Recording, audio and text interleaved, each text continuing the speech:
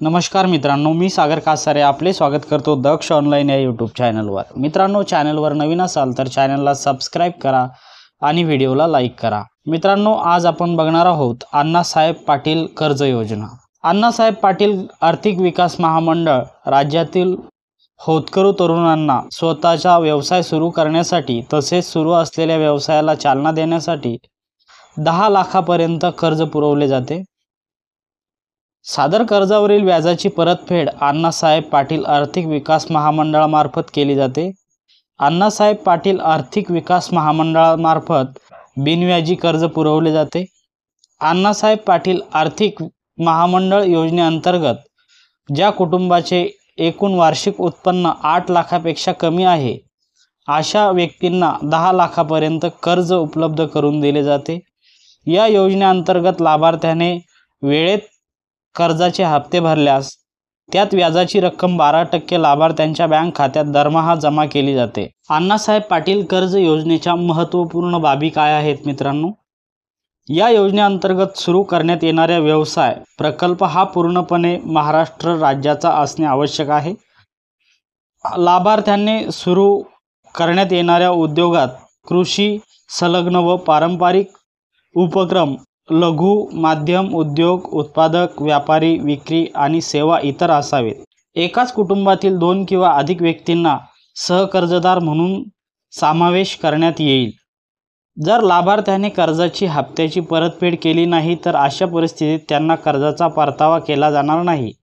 योजनेचे सर्वसाधारण संनियंत्रण महामंडळामार्फत केले जाईल। ऑनलाईन रजिस्ट्रेशन करताना आवश्यक कागदपत्रे कोणती लागणार आहेत मित्रांनो?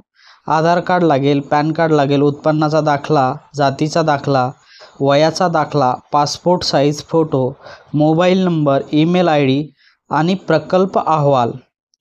त्यानंतर बँकेतून कर्ज घेताना सादर कोणती कागदपत्रे लागणार आहेत? आधार कार्ड लागेल, राशन कार्ड लागेल, वीज बिल लागेल, उद्योग सुरू करण्याबाबतचा परवाना लागेल, बँक खात्याचे स्टेटमेंट लागेल, सिबिल रिपोर्ट लागेल, व्यवसाय प्रकल्प अहवाल लागेल आणि व्यवसायातील प्रशिक्षण प्रमाणपत्र लागेल। आता व्याज परताव्यासाठी कुठले कागदपत्र लागणार आहेत? बँक कर्ज मंजूर पत्र लागेल, बँक स्टेटमेंट लागेल, उद्योग सुरू करण्याबाबतचा परवाना लागेल, व्यवसाय प्रकल्प अहवाल लागेल आणि व्यवसायाचा फोटो लागेल। तर एवढे कागदपत्र मित्रांनो तुम्हाला लागणार आहेत। आता अण्णासाहेब पाटील कर्ज योजनेअंतर्गत अर्ज रद्द होण्याची कारणे कुठली आहेत ते बघणार आहोत मित्रांनो आपण।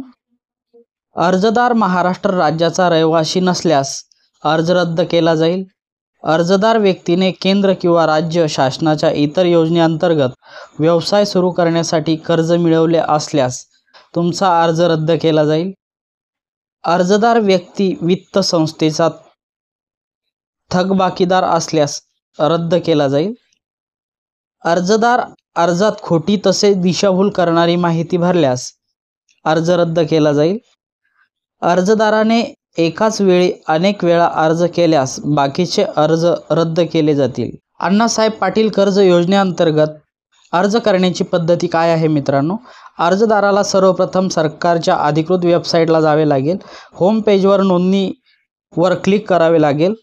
आता तुमच्या समोर नवीन नोंदणीसाठी तुमची माहिती विचारली जाईल, ती माहिती भरायची आहे। सर्व माहिती भरून झाल्यावर पुढे बटनावर क्लिक करावे लागेल।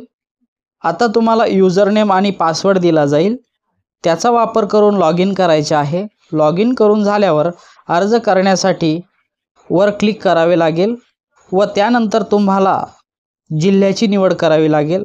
त्यानंतर लागू करा बटनावर क्लिक करावे लागेल। आता तुम्हाला तुमची वैयक्तिक माहिती दिसेल। तुम्हाला तुमच्या ग्रुप कंपनीचा तपशील भरायचा आहे। आता तुम्हाला विचारलेली कागदपत्र अपलोड करून घ्यायची आहेत। अशा प्रकारे आपली योजनेअंतर्गत रजिस्ट्रेशन प्रक्रिया पूर्ण होईल।